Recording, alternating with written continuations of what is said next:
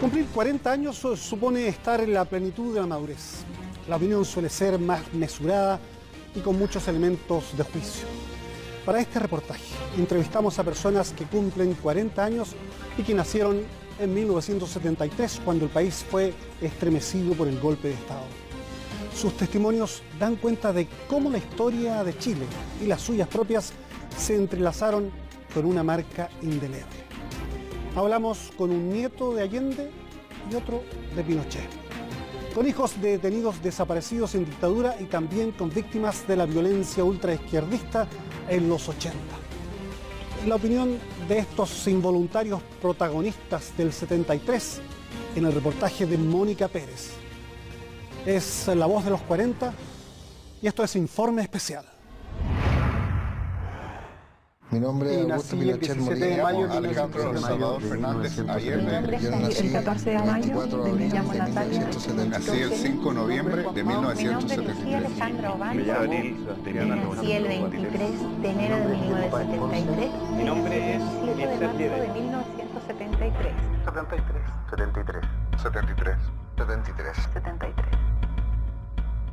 288.660 niños nacieron en Chile en 1973.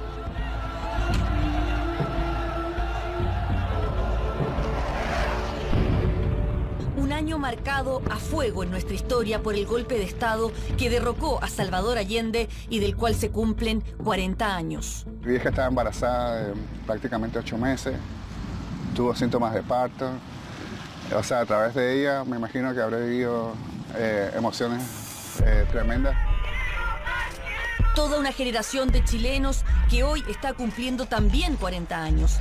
Niños que nacieron mientras Chile vivía su peor crisis política. Mi vida estaba marcada, digamos, por esa fecha, en todos los sentidos. Yo nací en un momento de cambio profundo. Nunca hicieron colas, ni conocieron a Allende, ni la Unidad Popular. Nunca tomaron partido, nunca opinaron, pero sus vidas sufrieron las consecuencias de las decisiones que tomaron sus padres 40 años atrás. Es como un terremoto, una cuestión que no te lo esperáis. O sea, después que pasa el terremoto, te das cuenta de los daños que dejó el terremoto. Son 11 chilenos que nacieron en el 73, 11 vidas que han recorrido estos 40 años de historia en carne propia. En algún momento uno se da cuenta que no es normal, que no es lo mismo tener un papá doctor que tener un papá desaparecido. Sus experiencias construyen la historia de estos 40 años en primera persona.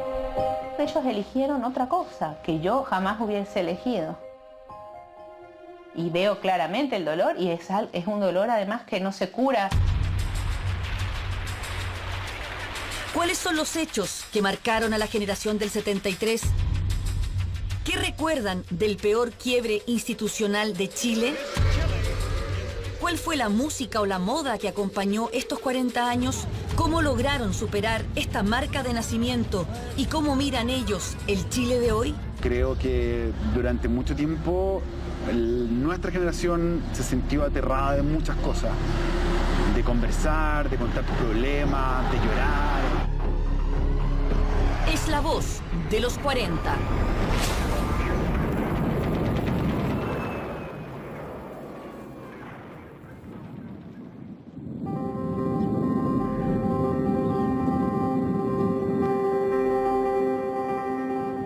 En Nueva Zelanda, la mezcla perfecta entre la isla de Cuba, donde nació, y los paisajes chilenos, donde están sus raíces, vive hoy Alejandro Salvador Fernández Allende. Su madre, Beatriz, era la hija más cercana al expresidente socialista y, como su padre, también era médico. Ese 11 de septiembre tú ni siquiera existías en... No, 8 meses tenía mi vieja embarazo. Va, digamos, a acompañar al padre. No se sabía, o sea, se sabía que era el golpe definitivo. Y bueno, mi abuelo obviamente no iba a dejar que esta, digamos, mujer embarazada o que Isabel estuvieran ahí, las saca las monedas. la única pilla que se escondió y se quedó hasta, bueno, después del bombardeo fue la palla.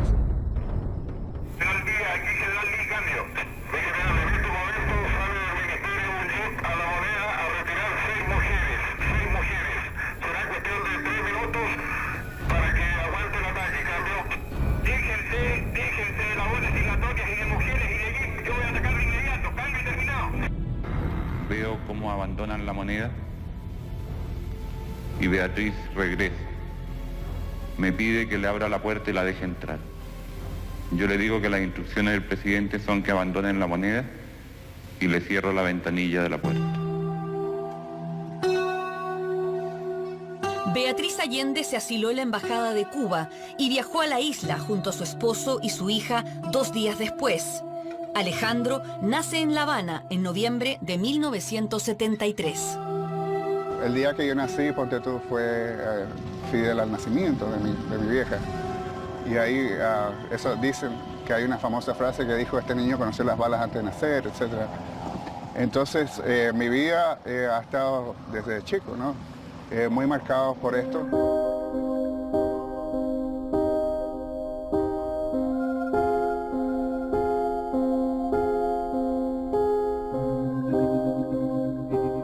¿Para ti fue clave o significa algo muy importante haber nacido en 1973? Sí, es una fecha que me ha seguido de alguna manera toda la vida. Cuando yo me fui de Chile un poco, ingenuamente pensé que podía alejarme de toda esa fecha, de todos esos símbolos, pero estaba equivocada. Lo que uno es y tu biografía te va a perseguir a donde quiera que te vayas. ¿Es algo karmático llamarte Augusto Pinochet? No, porque no siento que es mi responsabilidad. Nunca he asumido esa responsabilidad de llamarme Augusto Pinochet, que yo soy Augusto Pinochet. No, me da lo mismo. Podría ser Juan Pérez, o Daniel López. Es un nombre nomás. Yo soy una persona detrás de ese nombre y eso es mucho más importante. Las Fuerzas Armadas y de Orden. ¿Cómo fue tu infancia al ser nieto de Augusto Pinochet y haber nacido justo en 73? Bueno, mi infancia básicamente estuvo marcada por mi vida en Estados Unidos. Yo crecí lejos de eso, en cierto sentido. A pesar de que siempre venía a Chile y conocía la realidad de lo que había acá, mi vida cotidiana no estaba centrada en eso. Fue difícil para mí, nosotros también vivimos en cierto sentido un exilio en Estados Unidos, por distintas circunstancias. Hubo un problema ahí con mi padre y mi abuelo. No creo que la gente que haya sido exiliada tenga mucho derecho a quejarse tanto. No, para mí no es más propaganda que nada eso. Porque fueron exiliados, pero fueron muy bien recibidos, muchos de ellos se hicieron inmensamente ricos, muchos fueron a estudiar a buenas universidades, sin tener las capacidades muchas veces de hacerlo, pero se le dieron todas las facilidades. O sea, ellos de hecho tuvieron privilegios que yo no tuve. ¿Cuáles dirías tú que son los costos de haber sido un Pinochet en estos 40 años? Los costos que no he podido tener una vida normal, no he podido tener una vida familiar normal como toda persona. Los que fueran tomados prisioneros serán fusilados en el acto. Inmediatamente después del golpe comienza una feroz represión de los partidarios de la Unidad Popular. Se establecen centros de detención y tortura como el Estadio Nacional y campos de concentración en distintas ciudades de Chile. Tenía 4 meses. Mi padre era dirigente laboratorista del laboratorio Bayer. Se lo llevaron detenido el 10 de octubre del año 73. Iba primero al Estadio Nacional y luego se lo llevan a Chacabuco, Antofagasta. Ahí está alrededor de 7 meses y bueno, después lo liberan, obviamente. Esa misma noche, o 2 días después creo que fue, llegan a mi casa, a allanar. Ahí es cuando se roban los anillos, cuando se roban el licor, cuando se roban, abrieron los cojines con corvo, buscando armas. Y yo estaba en una cuna. Mi madre me cuenta que llegó un militar y con su fusil, con su metralleta, metió la punta y me levantó el colchón. Para mirar si había armas debajo tuyo. Claro. y tenían así como esa salida los militares, que eran súper desatinados, porque al final de cuentas que iban a esconder debajo mío, o si se le hubiese escapado un tiro, quizás me pudiese haber matado. ¿Estás segura que está? Sí, estoy segura que está ahí, pero no preguntaste. Sí pregunté, pero no figuré en las listas. Pero yo sé que... La madre de Juan Mautz fue de las afortunadas que después de 2 meses logra ubicar a su marido en el Estadio Nacional. Incluso le permiten despedirse de él antes de enviarlo a Chacabuco. Está escrito en una carta. ¿En serio? Sí, pero muy triste. Dice, la recuerdo, me parece verlos a ti y a Milencita, que es mi hermana, con la maleta a la rastra y haciéndome señas y tirándome besos con sus pequeñas manitos. Me da mucha pena y te confesaré que esa noche me desahogué llorando porque era muy grande la emoción de saber que no les iba a volver a ver por mucho tiempo.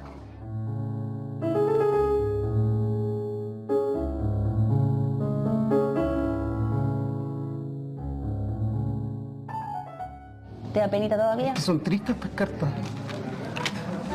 ¿Por qué tanto? Me da pena por pensar en el sufrimiento que tuvieron ellos. Mi madre sobre todo.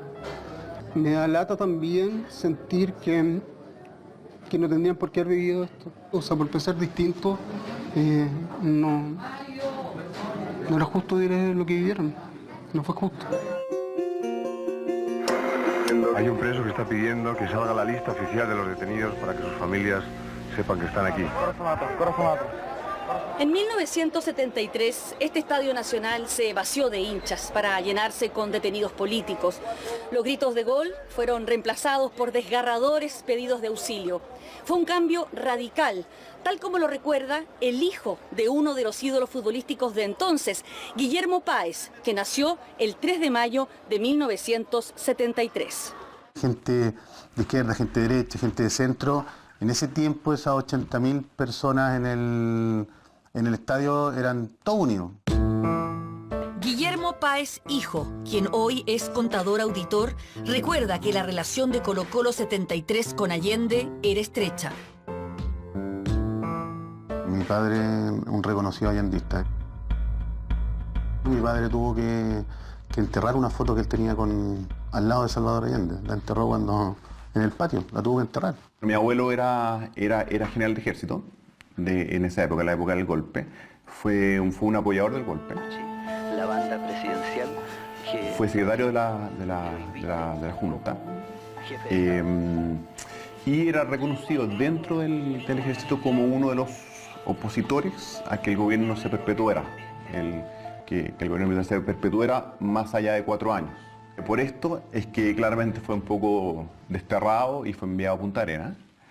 Y en Punta Arenas él contrajo, bueno, él tuvo una úlcera sangrienta bastante grave, pero que fue bastante maltratada. Fue enviado a Santiago en avión. Al hospital militar. Al hospital militar. Y aquí estando en Santiago, el hospital militar no dejaban que lo visitaran parientes. Mi abuela pudo verlo. Y una vez que lo vio, mi abuelo le dijo a mi abuela, sáqueme de aquí porque me están matando.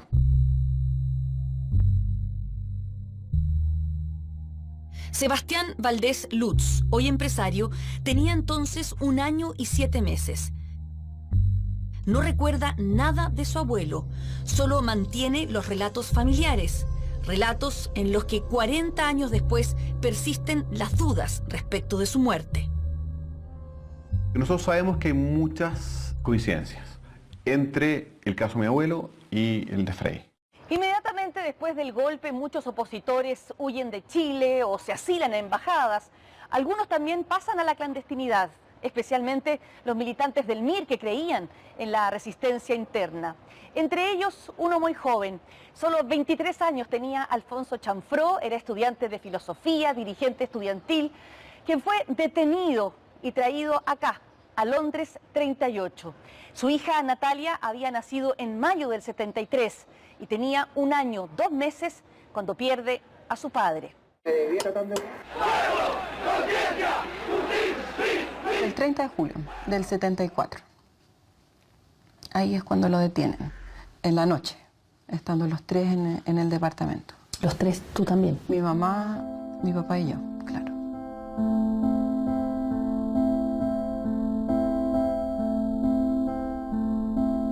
Y al día siguiente es que van a buscar a mi mamá, el 31 de julio, en la mañana. Ya. Y se la llevan también. Y se la llevan, claro. Le dicen a mi abuela que se la llevan, que va y vuelve. Lo que hacen en realidad es llevársela a Londres 38. Y cuando la suben al furgón donde la llevan, le dicen que se la llevan porque mi papá todavía no había hablado. Alfonso Chanfró y Erika Jennings son torturados brutalmente en Londres 38, ex sede del Partido Socialista. Y a la semana a mi papá lo sacan con un grupo de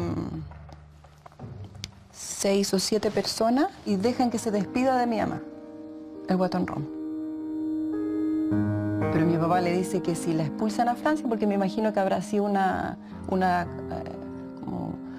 posible salida que ellos veían considerando que tenían la nacionalidad, le dice que si la expulsan a Francia, que lo espere para aprender a hablar francés.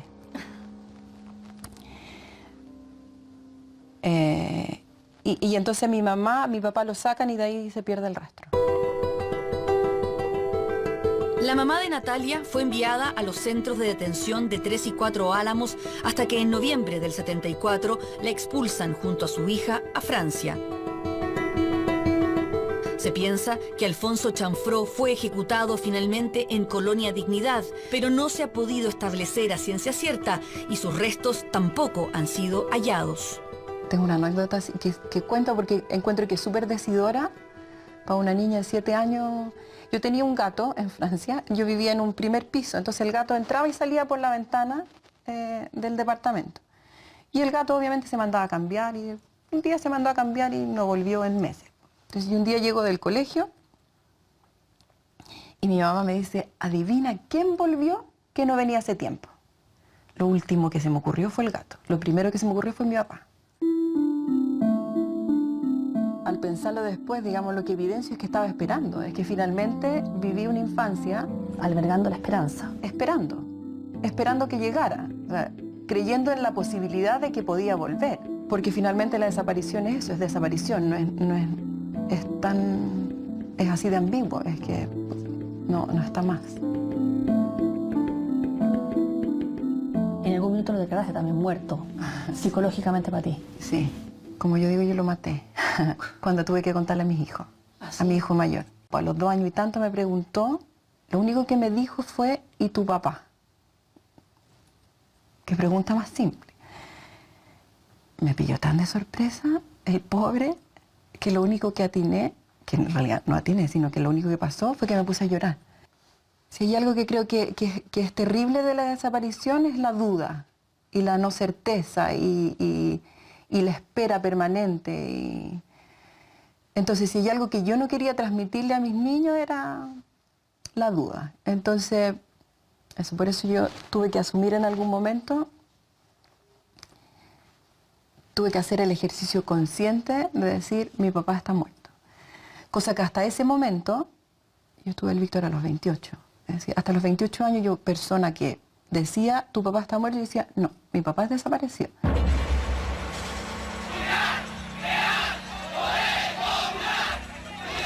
La cúpula del MIR se desmorona rápidamente. Su máximo líder y fundador, Miguel Enríquez, es asesinado en Santiago en octubre del 74. Su puesto lo asume Andrés Pascal Allende. Su hija Pepa había nacido en enero de 1973. Tener un niño en esa época creo que no hubiese sido lo más conveniente traerlo a cuestas. Y bueno, y creo que decidieron, como tantos otros compañeros, destinarnos a un lugar que ellos consideraban seguro, que era Cuba, que les brindaba confianza. Y en principio viajé con mi tía. Yo sé que estuve en la Embajada de Italia, donde hubo otros amigos, y que de ahí viajé hacia Cuba. Soy continuidad de mi niñez, que es hija del sudor de los brazos. Pepa Pascal vive ahora en Argentina y se siente argentina. Es profesora de música y cantante. Pero tratando de ser yo. Su infancia la vivió en Cuba, mientras sus padres combatían clandestinamente en Chile. A través del canto expresa muchas de las emociones que al conversar con ella, 40 años después, aún están bloqueadas. Mi libertad para escoger. Yo no lo sentí en ese momento como un abandono. Creo que ellos eligieron otra cosa que yo jamás hubiese elegido. O sea, yo como adulto, mi prioridad en mi vida son mis hijos. Quizás justamente por la historia que tuve. Cuando uno le cuentan, uno está en el colegio y le dice, bueno, ¿y qué hace tu papá? No, mi papá es doctor, no, mi papá es... No, mi papá está peleando en Chile. Para mí, mi papá era un héroe, o sea, era lo más. Mi papá estaba peleando por un mundo mejor, o sea, y eso era algo importante o sea, para mí era un héroe. Pepa Pascal vivió en un departamento de La Habana, mientras diversos adultos se turnaban para cuidarla, a ella y a su hermanito Pablo, quien nació en la clandestinidad.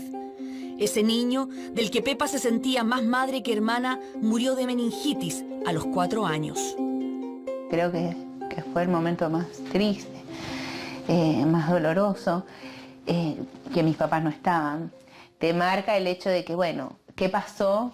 Que se les pasó, ¿entiendes? Porque un niño con meningitis tiene síntomas, o sea, cuando él lo internaron, ya tenían, nosotros lo vimos con fiebre, que no quería comer, y con manchas, ¿viste? O sea, que era una meningitis avanzadísima. ¿Qué pasaba en estos adultos? Esta es mi mirada de adulto, ¿no? ¿Qué pasaba? Y pasaba que estaban en otra cosa. Pero bueno.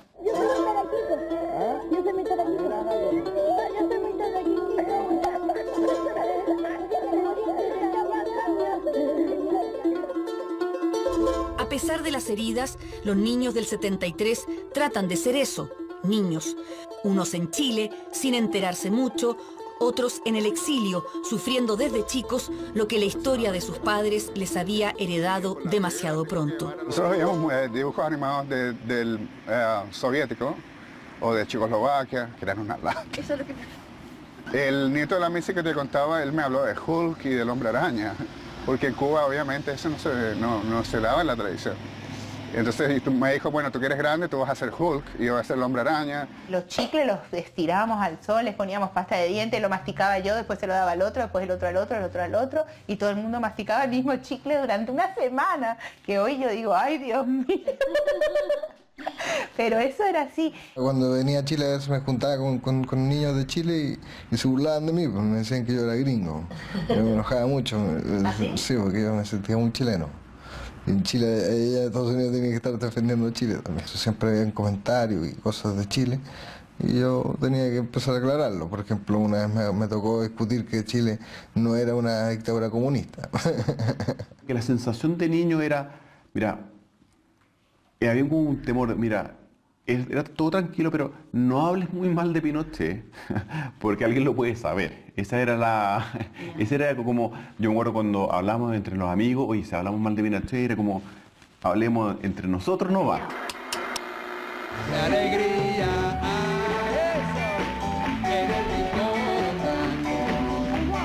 Durante la dictadura, los adultos también se sumergieron en una realidad paralela.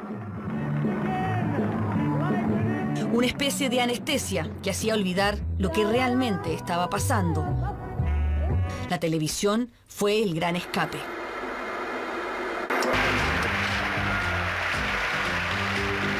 Cecilia has light brown hair and green eyes. She is 22 years old, 5 feet 8 inches tall, and weighs... Recuerdo que o las noticias terminaron antes o había habido un rumor de que le estaba yendo bien en un momento. El tema es que nos sentamos los cuatro como sabiendo que algo bueno venía. Ahí tenemos a Cecilia Boloco, cuando se le anuncia el último lugar que ha quedado entre las 10 semifinalistas. En ese tiempo ese concurso se había todos los años, y todos los años la candidata chilena no llegaba ni siquiera a la final. She is Cecilia Boloco, 22, she lives in Santiago. Y había una sensación como que, mira, por fin el mundo nos ve. Y esto era la primera vez que realmente ganaba algo. Now I shall read the first runner-up and then Miss Universe. En esa época fue una fiesta nacional. The first runner-up is Miss Italy. Miss Chile is Miss Universe.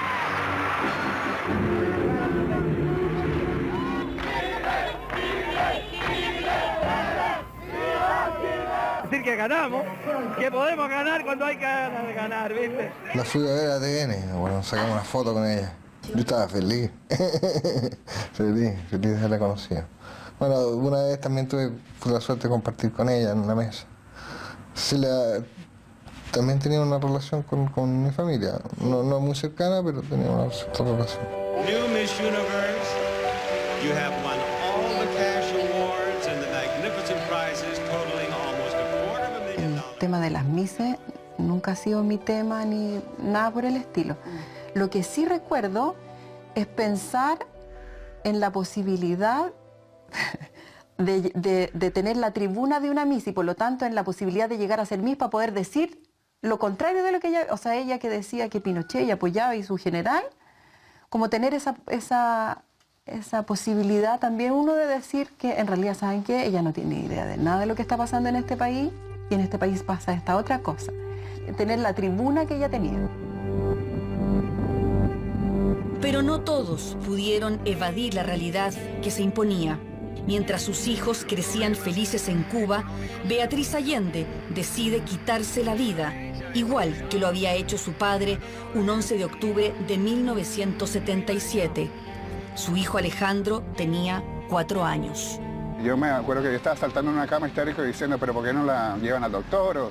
Pero yo sabía que era el fin, que no la iba a ver más. Ella estaba sufriendo mucho, ella tenía una depresión clínica. Fue la pérdida del padre, fue la pérdida de la Unidad Popular y que la dictadura militar se afianzó en Chile.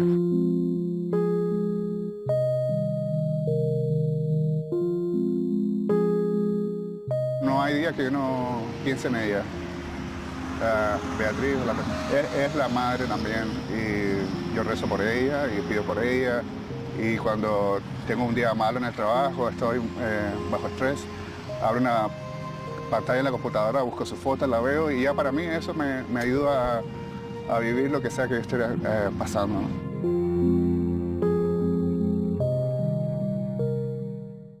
Mucha gente que piensa que las Fuerzas Armadas y Carabineros están haciendo lo que otros hicieron en partidos políticos, qué sé yo, para sus respectivos capillas.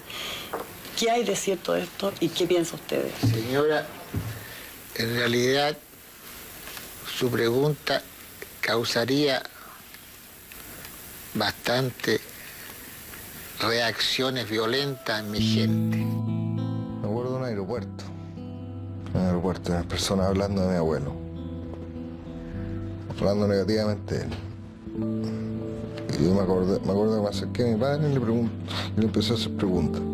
Y ahí como que empecé a tomar conciencia de lo que estaba sucediendo. Hemos demostrado al mundo cuán democrático es esta nación y que no necesita que nadie nos venga a dar enseñanza con la lección que le damos. ¿Y qué te contó tu papá cuando le preguntaste? Tu abuelo es el que gobierna el país y lo estamos tratando de sacar adelante y no todo el mundo está de acuerdo.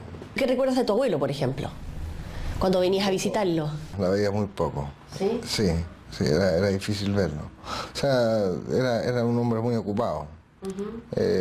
Lo veía más que nada en las comidas, de repente alguna Pascua, obviamente. Las Pascuas estaba con él, los Años Nuevos, ese tipo de cosas. Eso era mi abuelo. Más que eso no lo conocía. ¿Qué recuerdas de tu abuelo, por ejemplo? Cuando venías a visitarlo. La veía muy poco. ¿Sí? Sí, era difícil verlo. O sea, era un hombre muy ocupado. Lo veía más que nada en las comidas, de repente alguna Pascua, obviamente. Las Pascuas estaba con él, los Años Nuevos, ese tipo de cosas. Eso era mi abuelo. Más que eso no lo conocía. ¿Tu abuelo de alguna manera significó, si no una presencia física, algo más simbólico para ti? Mire, yo la verdad es que mi familia fue destruida, atomizada en un momento. Y si no hubiese sido por esa presencia de él, esa guía simbólica, por decirlo así, yo hubiese terminado muy mal, yo creo. Él fue mi piedra, en ese sentido, mi roca donde yo me afirmé, a pesar de que no lo veía casi nada.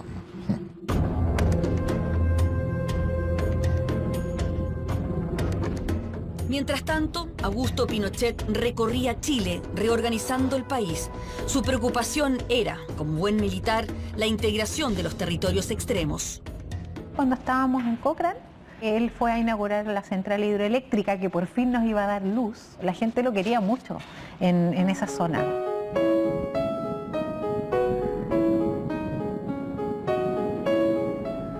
Alejandra Lucía Obando es hija de una pareja de carabineros.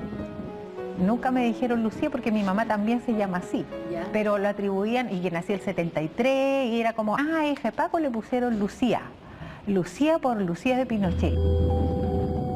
Nació el 25 de marzo de 1973 en Puerto Varas y su padre, teniente en la época, casi no llega al parto porque su principal labor era evitar la toma de fondos. ¿Y ahí viste a Pinochet de cerca? Sí, sí. Sí lo saludamos, estuvimos cerca. De hecho, cuando él llegó, cuando aterrizó en el aeródromo de Cochrane, habían dos niñitas que le entregaban un arreglo floral de bienvenida, qué sé yo, y una de ellas era mi hermana. Entonces ella le entrega las flores y como andaba con un chalequito, le queda el chaleco pescado en las estrellas. Y él se trataba de levantar y no podía, que la niñita estaba enredada. Alejandra recorrió Chile con las destinaciones de su padre, quien a pesar de su trabajo siempre fue franco con ella. Siempre en mi casa se contaron las verdades como eran. Es decir, yo sabía que había gente que sufría. En las noticias todo el mundo hablaba que esta gente reprimía, que habían detenido desaparecidos. Sí, pero... O sea, eso será para otros, pero mis papás no hacen eso. Yo no me imaginaba que alguien parecido a él pudiera causar daño o hacer algo horrendo como lo que pasó. De haber sido hasta como los 10 años más o menos. No tenía idea que en el fondo que esta era una dictadura donde habían habido, digamos, todo estos digamos, atropellos a los derechos humanos y que se había matado gente y torturado. Y bueno, y en ese tiempo mucho lo que se decía es que de parte de la gente de derecha, digamos, era que eso eran puros cuentos nomás. Álvaro Bardón, ingeniero comercial e hijo del polémico economista del mismo nombre, nació el 29 de agosto de 1973, a menos de un mes del golpe de Estado. Su padre, fanático de las ideas neoliberales de la escuela de los Chicago Boys, trabajó con Pinochet desde el comienzo de la dictadura. Vio esto como una oportunidad para llevar a cabo las ideas de las cuales él estaba muy convencido, que tienen que ver con todas las ideas más liberales en cuanto al tema económico sobre todo. Los resultados que se esperaban era que en Chile se produjera una inflación similar a la internacional, y eso es lo que está ocurriendo. ¿Conociste a Pinochet? Yo conocí a Pinochet porque yo soy amigo de Augusto, el hijo de Augusto Pinochet. Y estando en la universidad me tocó un par de veces ir a pechar almuerzo a presidente Errázuriz y me tocó un par de veces, una vez estaba Pinochet. En ese tiempo nosotros éramos ultra rockeros, llegábamos con pelo largo y todo. Y la verdad que ahí la que hablaba era la señora Lucía, ella era la que hacía todo digamos, el protocolo y era súper simpática ella. Y Pinochet estaba ahí y la verdad que no sé si dijo algo en todo el rato que estuvimos.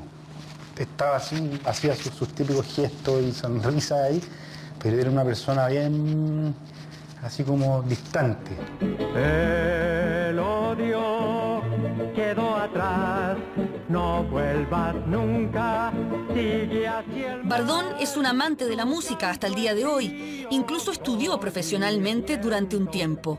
Por eso reconoce el costo que tuvo para la cultura el gobierno militar. A mí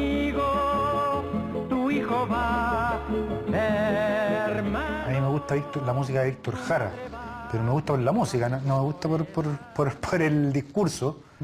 Y es una cosa que uno no logra entender cómo pudo morirse, o sea, cómo lo pudieron matar, digamos. El hecho de que hubieran sucedido situaciones tan brutales y como esa, evidentemente que no me puede hacer preferir que haya una dictadura a una democracia. La década de los 80 fue la de la plata dulce en Chile. Con $1 a 39 pesos, los chilenos se dedicaron a consumir como nunca antes. Porque vale la pena compartir las cosas más bellas.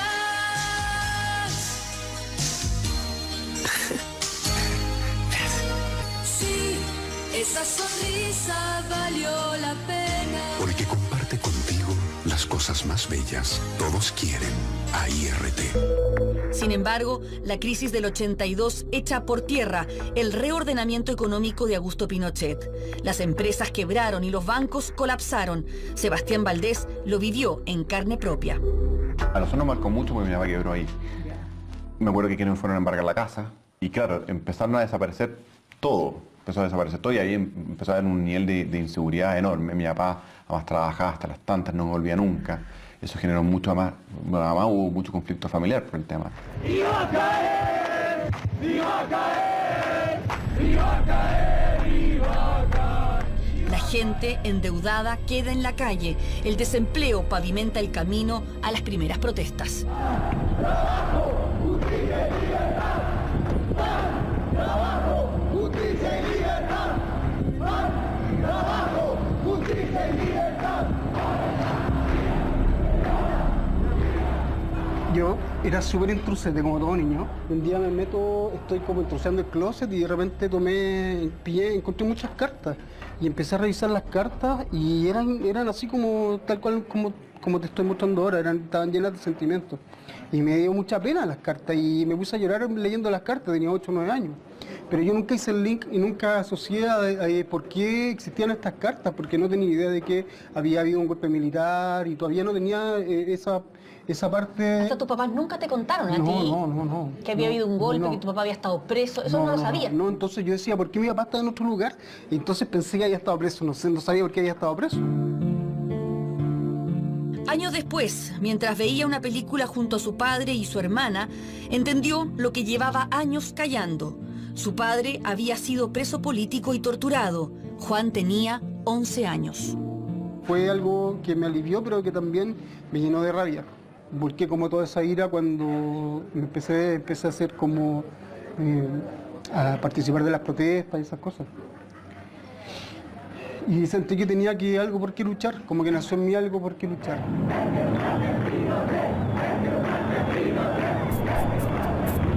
Era el grupo de choque de mi liceo. Nosotros éramos las personas que, por ejemplo, cuando comenzaban las protestas, eran los primeros que salían a la calle y teníamos que detener los autos.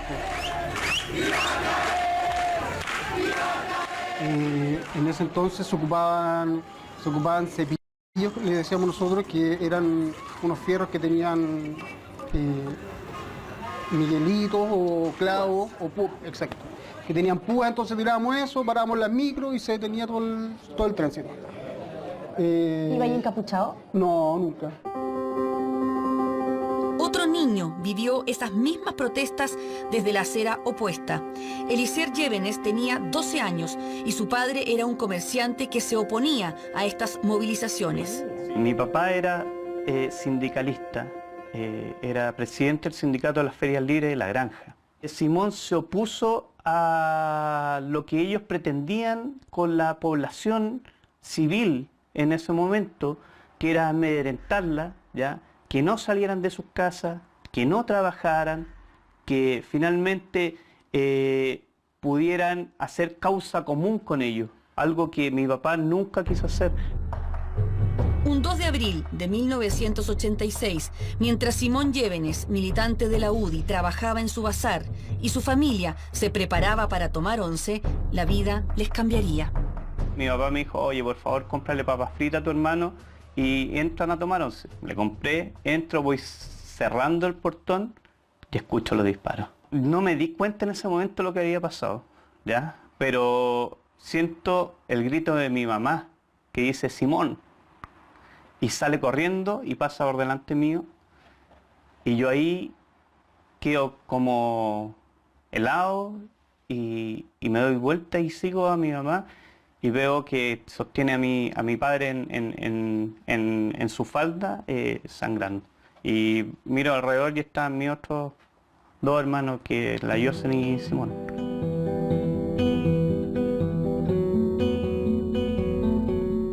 Consternación existe hoy aquí en este barrio de San Miguel, en el Callejón Ovalle, esquina Las Industrias. Anoche a las 20:15 horas aproximadamente fue asesinado el dirigente Simón Llévenes. Él atendía su negocio aproximadamente a las 8:15 cuando uno o más desconocidos, el número todavía no está determinado, dispararon contra él con armas automáticas. En el interior del negocio estaba solamente acompañado de su madre. ¿Qué es para un niño ver eso? Cualquiera se podría haber vuelto loco, pero a nosotros no nos pasó eso, sino que todo lo contrario, nos unimos más como familia y tratamos de concentrarnos en salir adelante. Lo que pensábamos siempre es que si nosotros nos debilitábamos como familia y como personas, ahí realmente mataban a mi papá. El cortejo ingresa hasta el cementerio metropolitano. Es acompañado aquí por una multitud de pobladores que han querido estar presentes en la despedida de este antiguo y querido dirigente vecinal. Fueron 3 miembros del Frente Patriótico Manuel Rodríguez quienes mataron a Simón Llévenes. El autor del disparo escapó de la cárcel y más tarde murió. Sus cómplices fueron indultados y ahora viven en Bélgica. Su caso fue incluido en el informe Rettig, lo que les permitió educarse a Elisier y sus hermanos. ¿Pero nunca sentiste odio? No es que sienta odio, rabia sí, porque digo, mira, la fragilidad que tiene un momento en la sociedad, que se puede romper todo. Se puede romper todo de la noche a la mañana y no saber cuidar lo que tenemos. Entonces, si tú me dices, si yo siento odio o sentí en algún momento odio, yo te digo que no. Rabia sí cuando algo me recuerda lo que me pasó. Yo creo que fue uno de los momentos más complicados del gobierno militar, de hecho. Que estamos en una guerra, que no ha terminado la guerra, que estamos luchando diariamente. Cuando se empezaron a ver protestas, uno le preguntaba a la mamá, ¿pero por qué están esos gallos ahí, qué sé yo, destruyendo y haciendo cuestiones? ¿Por qué no los llevan presos? ¿Y qué te contestaba tu mamá? Pues te contestaban que eran en el fondo delincuentes, en el fondo que estaban ahí protestando y sin muchas razones.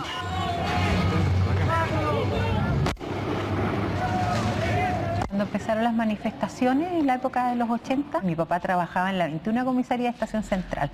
Le tocó la peor época, yo creo. Lo vi muchas veces pasar de largo, no dormir. Yo lo veía cansado y a mí me preocupaba porque a veces no llegaba, yo no dormía esperando a que llegue. Yo, por eso soy noctámbula, yo creo, porque esperaba y cuando ya sentía la llave, la puerta cerrada, ya, ahí podía dormir. Los apagones para mí eran lo más maravilloso del mundo. ¿Sí? Porque empezaba a parpadear la luz a las 8 de la noche, te quedabas sin ver la teleserie, pero sabías perfectamente que el día siguiente no había clase, no había clase. No había ninguna posibilidad de ir a clase porque no.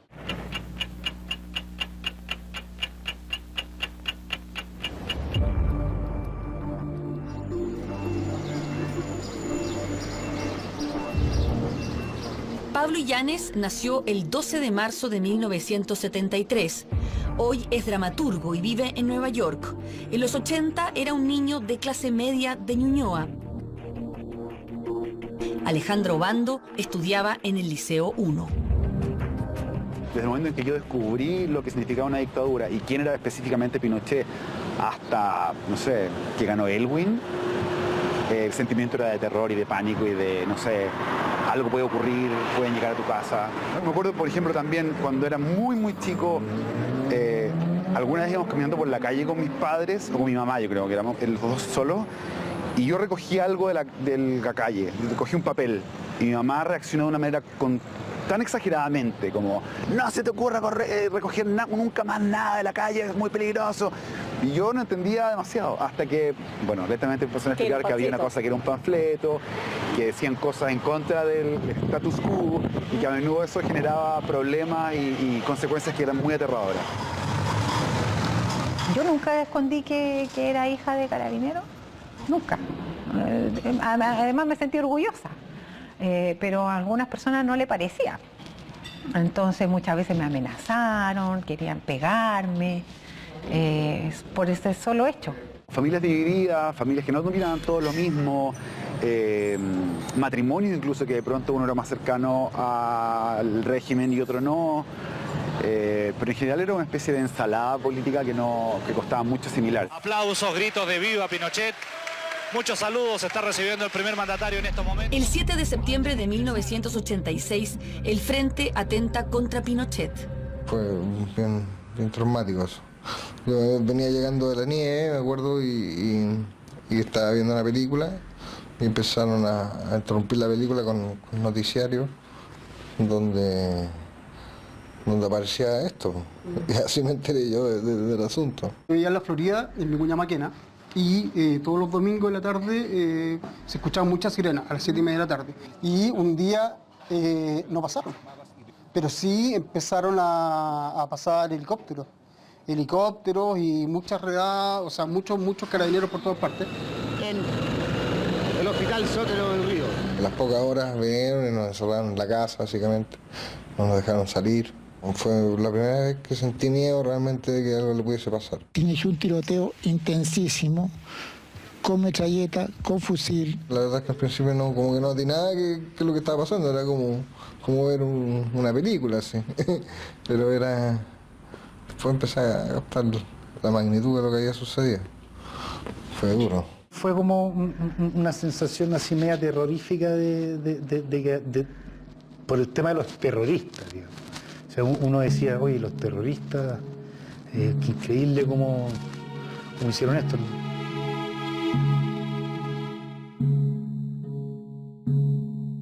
Trataron de matar a Pinocho. ¿Y dónde y cómo? La radio, la cooperativa. Y empecé como a tratar de establecer cuál era la verdad. Sin internet, sin Twitter, sin Facebook, sin nada. Era mucho más complejo que ahora. Lo vuelvo a repetir y lo recalco. Estamos en una guerra entre la democracia y el caos. Contento, así como celebrando primero el atentado, odiando al mundo por la suerte que había tenido. Y después preocupado por las repercusiones.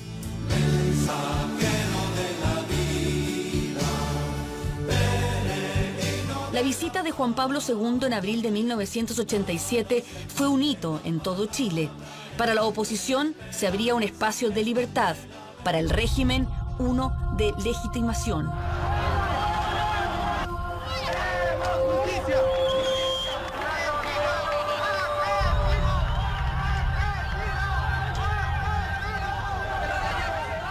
Cuando empezaron los incidentes, él se arrodilló y tomó una actitud como súper, que era impactante igual, porque acuérdate que los medios de televisión estaban transmitiendo en vivo todo lo que está sucediendo. Vivimos en la angustia y la preocupación porque no lo alcanza la plata y por eso, por esa causa nos cortan el agua y la luz. Le revisaron los discursos a los dirigentes que se subieron al escenario, pero el chileno tenía su carpeta bajo la manga, entonces sacaron los discursos que querían leer de verdad. Le agradecemos porque usted nos da la oportunidad de reunirnos como pueblo que aquí no hemos tenido durante 13 años de dictadura. Le agradecemos su visita a Chile en este momento tan difícil.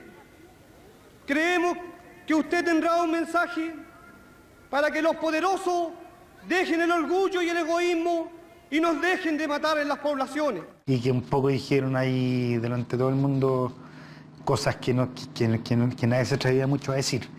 Y en ese momento evidentemente que era visto como un poco incómodo, por decirlo de alguna forma, que estuvieran planteando esas cosas en esa instancia. Creo que el Papa no se lo merecía. Independiente de lo que pasaba en el país, había un poblador lo dijo de una forma, pero no era necesario hacer lo otro frente al Papa que para mí en especial ese Papa significó mucho para el país por lo que pasó el año 78 con el conflicto en Beagle y todo el mensaje que dio hacia adelante. Una de las imágenes más polémicas del viaje es esta. Fuera de protocolo, su excelencia ha invitado al Santo Padre a sumarse a uno de los balcones del Palacio de la Moneda para saludar a los miles de chilenos que desde la Plaza de la Constitución desde muy temprano esperan precisamente este momento. Testigo del momento fue Augusto Pinochet III. Cuando entramos a conocerlo en la Moneda, fue en la mañana, temprano estuvimos, y ahí nos bendijo y nos regaló un rosario. Yo no creo en el Papa, así que, pero igual creo que era un buen hombre. Y además que yo creo que Pinochet también, si el Papa no hubiese querido ir a hacer ese acto de protocolo, entre comillas, quizás Pinochet no le hubiese dejado hacer todas las actividades que tenían planificadas. Yo creo que eso fue un paso para después la vuelta a la democracia, claramente. El hecho que el Papa hubiera venido a decir, bueno, es tiempo de cambio, y efectivamente que acogiera todas las voces que hablaban de lo que estaba pasando en Chile, yo creo que fue un primer puntapié para ir haciendo este cambio finalmente.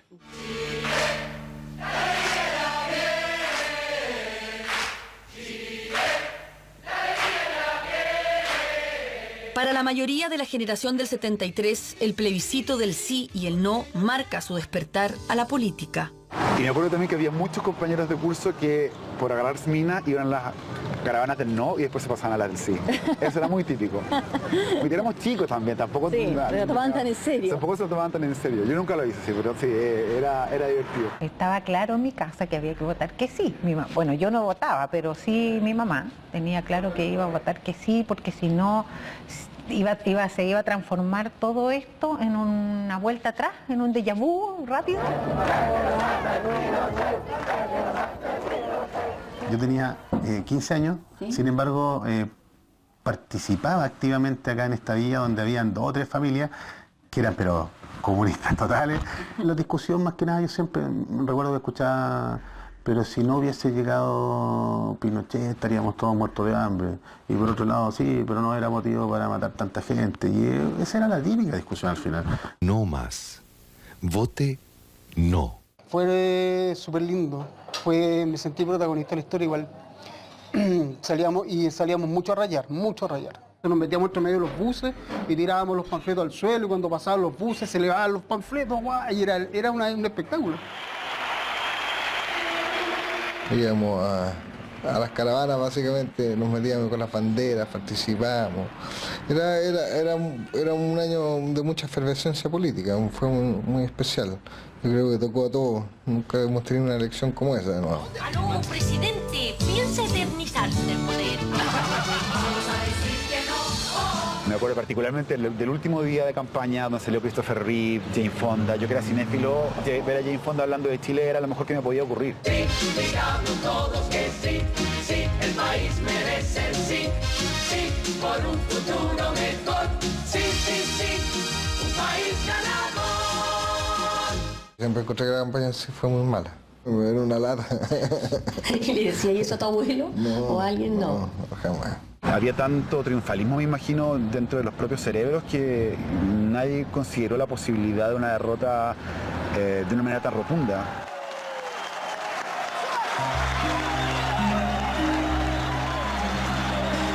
El 5 de octubre, la opción no se impone entre los chilenos.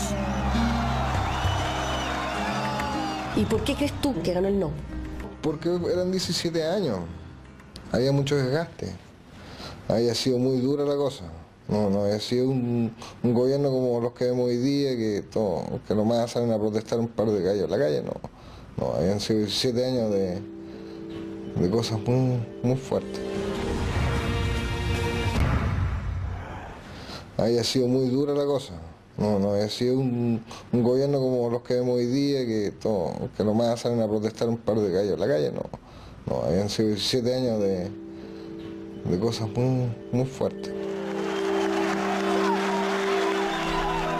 Pero tú habías vivido en Estados Unidos, sabías que la democracia, o sea, votar no era malo. De las pocas veces que conversé con mi abuelo sobre este tema, él obviamente quería la democracia, yo también. Lo que fue el sí y el no fue eso, volver al régimen democrático o continuar. No, mentira.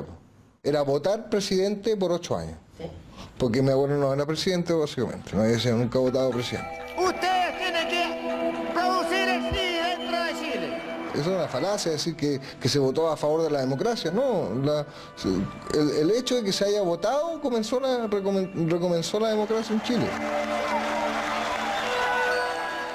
¿Y cuando lo supieron? ¿Cómo fue la reacción? Fue como una reacción de alegría tremenda. O sea, esta gente que había estado esperando años de poder entrar, de ver a su familia.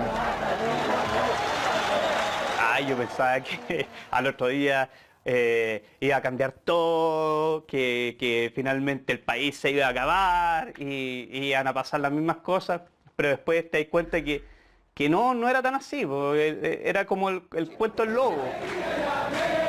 Yo creo que cuando ganamos el sí y el no, cuando se ganó el no, como que se desinfló un poco todo. Por lo menos a mí me pasó eso, a mí como que como que Pinocho ya no era mi objetivo de lucha. Ya como que no seguí participando mucho en la política. ¿Juráis o prometéis desempeñar fielmente el cargo de presidente de la República? Sí, juro. El retorno a la democracia se inaugura oficialmente el 11 de marzo de 1990. Mi mamá dijo, ¡ay, qué horror! Ahora vamos a volver a lo mismo. O sea, lo primero que dijo. Y que íbamos a volver a la escuela, a la escasez. Y nos preparaba para eso. Pero pasaban los meses y en realidad no llegaba eso tan esperado, digamos, como temido. Y empecé a ver que habían cambios en la televisión, que ya no era esto estructurado, que se hablaba solamente lo que decía el guión, sino que empezó a cambiar la televisión, la gente ya decía garabatos en pantalla, a mí me fascinó todo eso. Ahora dejo en esta tribuna al presidente democráticamente elegido por todos los chilenos, don Patricio Aylwin. Pero fue una lástima que no haya salido Vigi, me acuerdo, en ese momento. Porque Vigi como que representaba un poco la renovación de todas las ideas que venían de la dictadura. Por lo tanto, eso fue una lástima.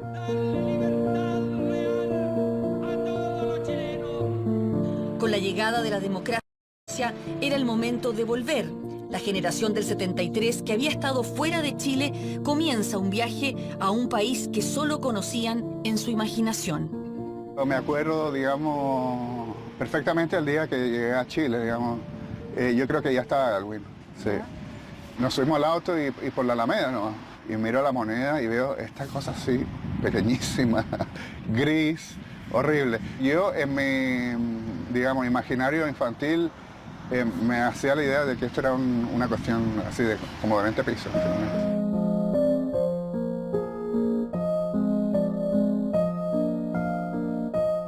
Cuando mi mamá aparece en las listas, me escribe una nota diciendo que apareció en las listas y que volvemos. Yo estaba con mi yunta, con la Virginie. Yo recuerdo la alegría de volver a Chile, Y de repente cacho y la Virginie estaba llorando, y lloraba a mares. Y claro, cuando la vi llorar, me di cuenta que yo iba a dejar todo eso, incluyéndola a ella, que era mi amiga del alma. Yo quería volver. Yo siempre he tenido la impresión, además de que mi venida a Chile también tiene que ver con acercarme a mi papá. Yo no sé dónde está, pero está en Chile. Todos vivimos con las maletas hechas, listos para volver. La alegría del retorno se confunde en estos jóvenes con la pena de dejar lo que habían construido en sus primeros 17 años de vida. Pepa Pascal, por ejemplo, pudo por fin vivir con sus padres, eso sí, con una identidad falsa y en Argentina. Me llamaba Natalia Vázquez y era mexicana. Hablaba todo así, tenía toda una historia muy bien construida.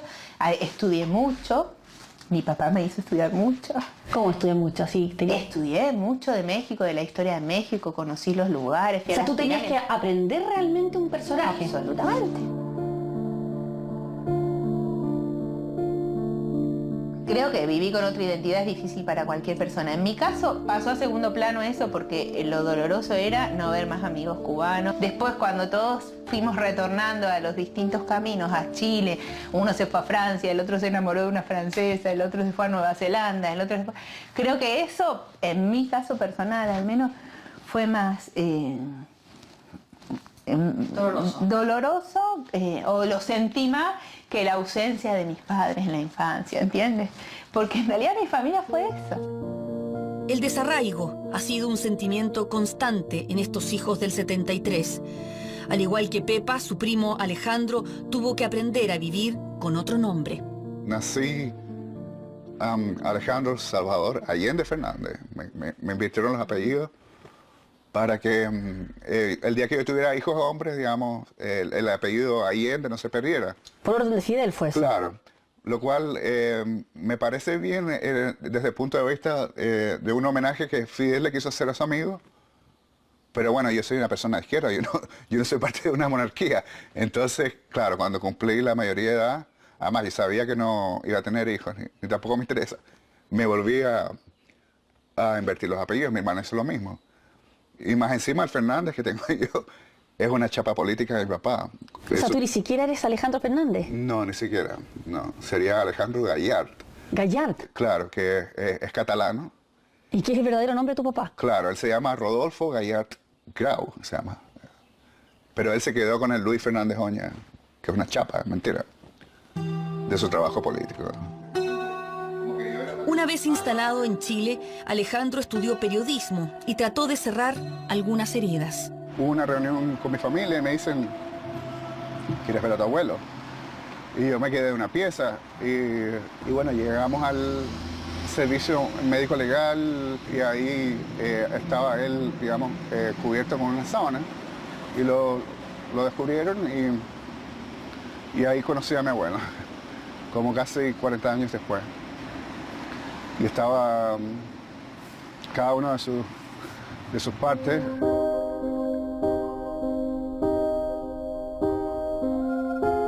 Perfecto, ¿no? En perfecto orden. Y en una esquina había unas bolsas con su pelo, sus botas, el chaleco que él tenía, todo lleno de sangre. Y ya viejo, ¿no? Todo muy viejo. Fui 2 veces. La segunda vez ya me acerqué más, le digo hola abuelo, le besé el cráneo, lo toqué y me quedé como media hora en un silencio. Bueno, estábamos todos, ¿no? Todos los de mi familia, toda mi familia. Fue uno de los momentos más importantes de mi vida.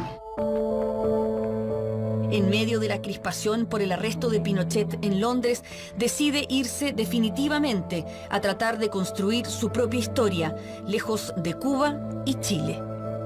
¿Y cómo evalúas estos 40 años, ahora no en la historia de Chile, sino en tu historia? Ha sido como diferentes vidas. ¿Cómo evalúas estos 40 años, ahora no en la historia de Chile, sino en tu historia? Ha sido como diferentes vidas, se siente. Yo lo siento de estos 40 años como de diferentes vidas. Está Alejandro en Cuba, de ahí está otro Alejandro que es el de Chile, que es un poco saliendo digamos, de mi refugio socialista, donde empecé a ver otro tipo de realidad. También el Alejandro de que, bueno, ya yo dije, yo soy gay y ya yo no pienso vivir o no pienso casarme ni pienso hacer sufrir a otro ser humano porque yo quiero vivir en la mentira. Así que también para mí eso fue importante. Con los años uno empieza a perdonarse y también a quererse un poco más, ¿no? Ya dejar de castigarse, por culpas que uno realmente no tiene. Me gusta como soy, me acepto. Y no elegiría, digamos, otra vida, me repetiría lo mismo. Augusto Pinochet Molina, después de sus años en Estados Unidos, volvió a Chile y tras terminar el colegio ingresó al ejército, de donde salió por defender el legado de su abuelo. ¿Se violaron o no para ti los derechos humanos en Chile durante el gobierno de tu abuelo? Bueno, los derechos humanos se han venido violando en Chile desde que llegaron los españoles, básicamente. Pero ¿hubo derechos que se violaron durante el gobierno militar? Sí, yo creo que hubo derechos que se violaron. ¿Para ti tu abuelo fue un dictador? Técnicamente sí, yo nunca lo he negado. El dictador depende de lo que haga, depende de cómo funcione. Si un dictador para perpetuarse en el poder, como por ejemplo han sido los hermanos Castro, me encuentro muy negativo. Si un dictador que viene por un periodo a enmendar una situación caótica o de mucho peligro, como sucedió en este caso, para mí es totalmente justificable y positivo, de hecho.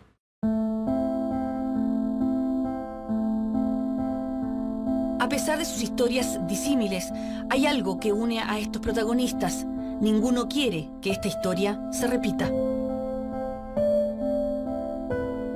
La búsqueda de justicia respecto a mi papá va a ser permanente, digamos. El problema es hoy día, no es ayer.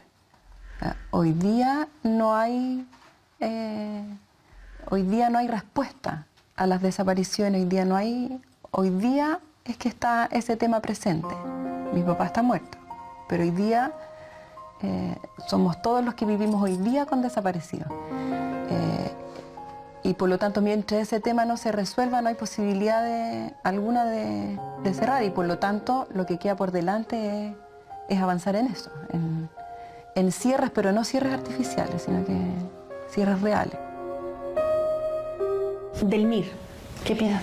Yo estoy absolutamente en contra de la violencia del lugar que venga del MIR, venga de Pinochet o venga de quien venga. Y creo que nadie tiene derecho a matar a nadie. Y me duele, obviamente, me parece que hay que buscar otros caminos. ¿Pero esas son las ideas de tu papá, de tu mamá? Son sus ideas, no son las mías. Yo tengo las mías propias, por suerte. Y las he construido con mucha tenacidad y con mucho esfuerzo. Después de la muerte de su padre, Eliezer se hizo cargo de su familia. Vivió junto a su mamá hasta hace muy poco. A sus 40 años, recién acaba de poder formar la suya propia. A ella quiere entregarle una visión distinta, lejos de odios y rencores.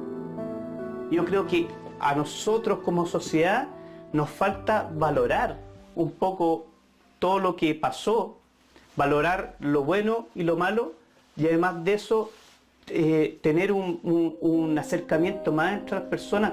Falta que nos demos la mano el que es rico y el que es pobre, el que es de izquierda, el que es de derecha, el que es del Colo, el que es de la U, porque esta sociedad aún sigue dividida y cuando hay cualquier crisis hace explosión. Yo creo que los 40 años te dan una mirada, te dan cierto reposo, ¿no? Creo que he tratado de buscar una propia historia de Chile más personal y de crecer como persona apegado a esa historia también, conectado con, no sé, las pasiones o las emociones.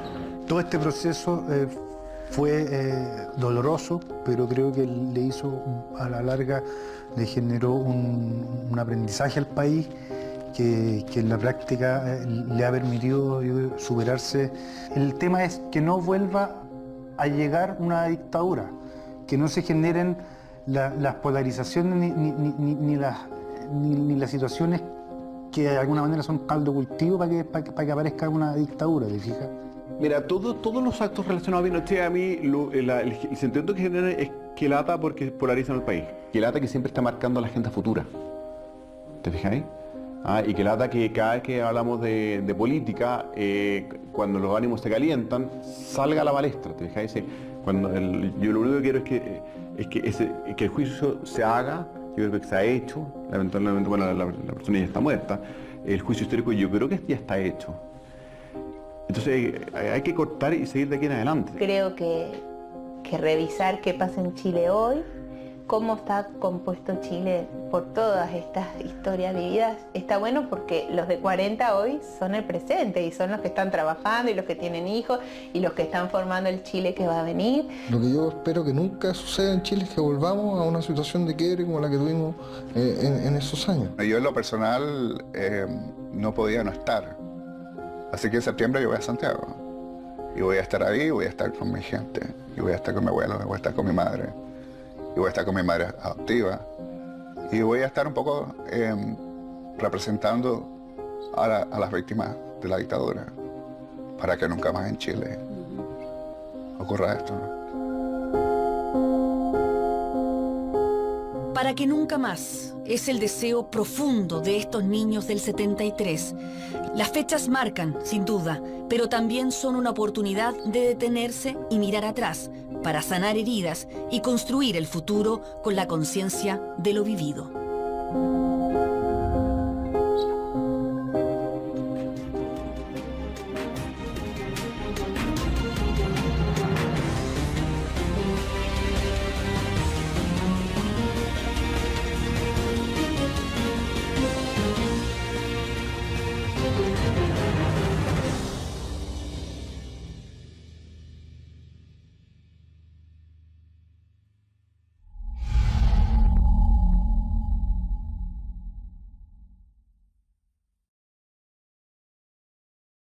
De las afortunadas que después de 2 meses logra ubicar a su marido en el Estadio Nacional.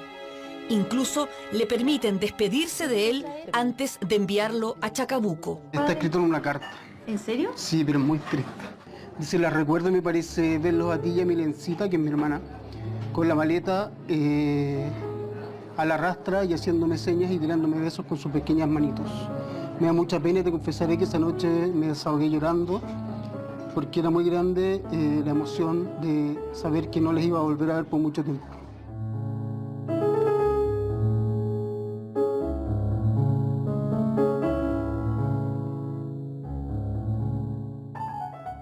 ¿Te da penita todavía? Que son tristes estas cartas. ¿Por qué tanto? Me da pena por pensar en el sufrimiento que tuvieron ellos. Mi madre sobre todo. Me da lata también sentir que no tendrían por qué haber vivido esto. O sea, por pensar distinto, no era justo lo que vivieron. No fue justo. Hay un preso que está pidiendo que salga la lista oficial de los detenidos para que sus familias sepan que están aquí. En 1973, este Estadio Nacional se vació de hinchas para llenarse con detenidos políticos. Los gritos de gol fueron reemplazados por desgarradores pedidos de auxilio. Fue un cambio radical, tal como lo recuerda el hijo de uno de los ídolos futbolísticos de entonces, Guillermo Páez, que nació el 3 de mayo de 1973. Gente de izquierda, gente de derecha, gente de centro. En ese tiempo esas 80.000 personas en el estadio eran todos unidos. Guillermo Páez hijo, quien hoy es contador auditor, recuerda que la relación de Colo-Colo 73 con Allende era estrecha. Mi padre, un reconocido allendista. Mi padre tuvo que enterrar una foto que él tenía al lado de Salvador Allende. La enterró en el patio, la tuvo que enterrar. Mi abuelo era general de ejército en esa época, la época del golpe. Fue un apoyador del golpe. La banda presidencial. Fue secretario de la Junta. Y era reconocido dentro del ejército como uno de los opositores. Cumplir 40 años supone estar en la plenitud de la madurez. La opinión suele ser más mesurada y con muchos elementos de juicio. Para este reportaje entrevistamos a personas que cumplen 40 años y que nacieron en 1973, cuando el país fue estremecido por el golpe de Estado. Sus testimonios dan cuenta de cómo la historia de Chile y las suyas propias se entrelazaron con una marca indeleble. Hablamos con un nieto de Allende y otro de Pinochet. con hijos de detenidos desaparecidos en dictadura y también con víctimas de la violencia ultraizquierdista en los 80. La opinión de estos involuntarios protagonistas del 73 en el reportaje de Mónica Pérez. Es La Voz de los 40 y esto es Informe Especial. Mi nombre es Augusto Pinochet Morillo, Alejandro Salvador Fernández Allende. Yo nací el 14 de mayo, me llamo Natalia. Nací el 5 de noviembre de 1973. Alejandra Obando. Nací el 23 de enero de 1973. Mi nombre es 7 de marzo de 1973.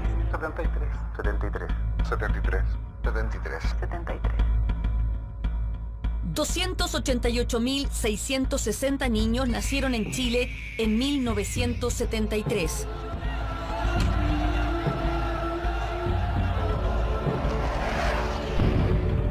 Un año marcado a fuego en nuestra historia por el golpe de Estado que derrocó a Salvador Allende y del cual se cumplen 40 años. Mi vieja estaba embarazada prácticamente 8 meses, tuvo síntomas de parto. O sea, a través de ella me imagino que habré vivido emociones tremendas. Toda una generación de chilenos que hoy está cumpliendo también 40 años. Niños que nacieron mientras Chile vivía su peor crisis política. Mi vida estaba marcada, digamos, por esa fecha, en todos los sentidos. Yo nací en un momento de cambio profundo. Nunca hicieron colas, ni conocieron a Allende, ni la Unidad Popular. Nunca tomaron partido, nunca opinaron, pero sus vidas sufrieron las consecuencias de las decisiones que tomaron sus padres 40 años.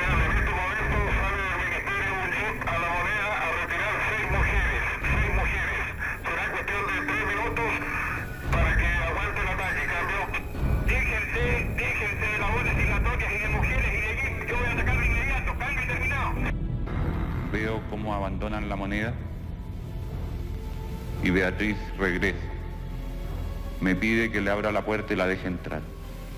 Yo le digo que las instrucciones del presidente son que abandonen la moneda y le cierro la ventanilla de la puerta.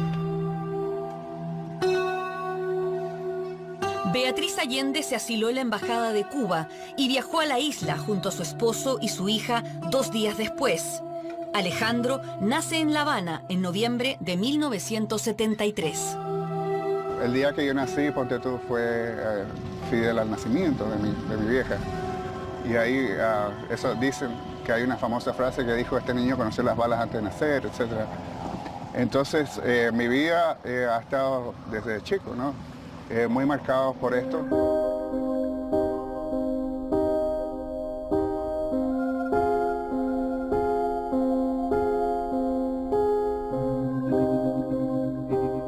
¿Para ti fue clave o significa algo muy importante haber nacido en 1973?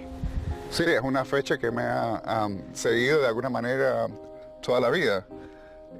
Cuando yo me fui de Chile un poco, ingenuamente pensé que podía alejarme de toda esa fecha, de todos esos símbolos, pero estaba equivocada. Lo que uno es y tu biografía te va a perseguir a donde quiera que te vayas. ¿Es algo karmático llamarte Augusto Pinochet? No, porque no siento que es mi responsabilidad. Nunca he asumido esa responsabilidad de llamarme Augusto Pinochet, que yo soy Augusto Pinochet. No, me da lo mismo.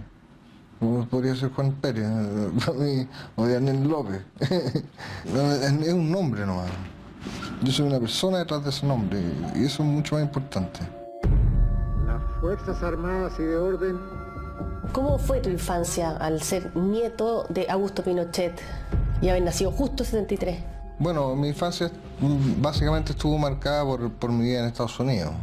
Yo crecí lejos de eso, en cierto sentido. A pesar de que siempre venía a Chile y conocía la realidad de lo que había acá, mi vida cotidiana no estaba centrada en eso. Fue difícil para mí, nosotros también vivimos en cierto sentido un exilio en Estados Unidos, por distintas circunstancias. Hubo un problema ahí con mi padre y mi abuelo. No creo que la gente que haya sido exiliada tenga mucho derecho a quejarse tanto. No, para mí no es más propaganda que nada eso. porque fueron exiliados, pero fueron muy bien recibidos, muchos de ellos se hicieron inmensamente ricos,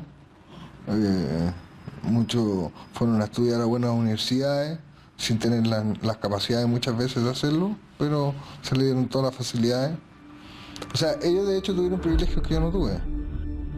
¿Cuáles dirías tú que son los costos de haber sido un Pinochet en estos 40 años? Los costos que no podía tener una vida normal, pues no podía tener una vida familiar normal como toda persona. Los que fueran tomados prisioneros serán fusilados en el acto. Inmediatamente después del golpe comienza una feroz represión de los partidarios de la Unidad Popular. Se establecen centros de detención y tortura como el Estadio Nacional y campos de concentración en distintas ciudades de Chile. Tenía 4 meses. Mi padre era dirigente laboratorista del laboratorio Bayer. Se lo llevaron detenido el 10 de octubre del año 73.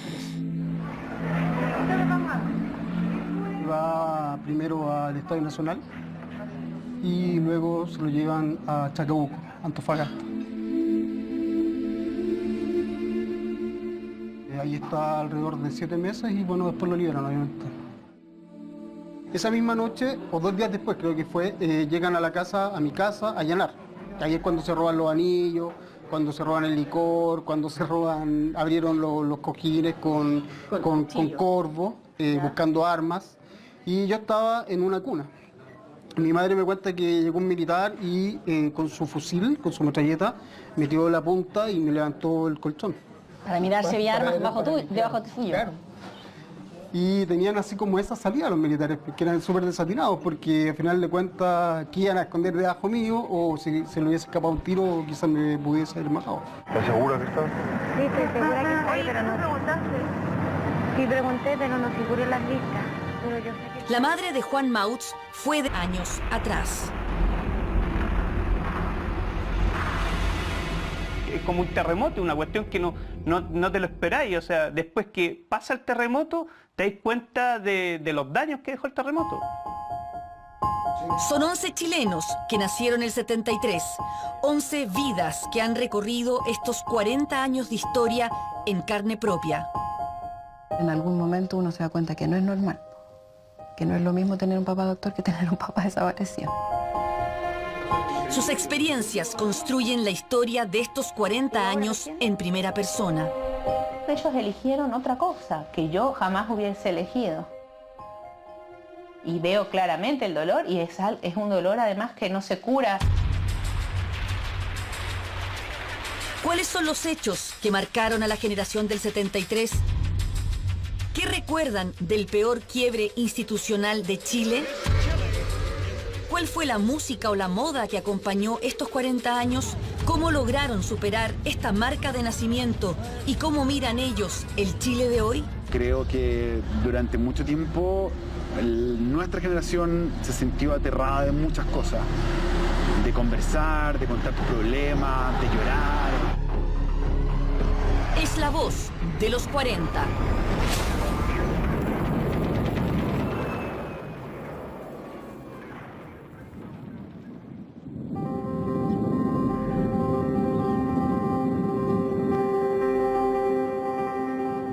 En Nueva Zelanda, la mezcla perfecta entre la isla de Cuba, donde nació, y los paisajes chilenos, donde están sus raíces, vive hoy Alejandro Salvador Fernández Allende.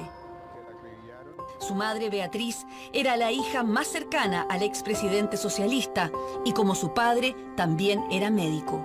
Ese 11 de septiembre tú ni siquiera existías en... No, 8 meses tenía mi vieja embarazo. Va, digamos, a acompañar al padre.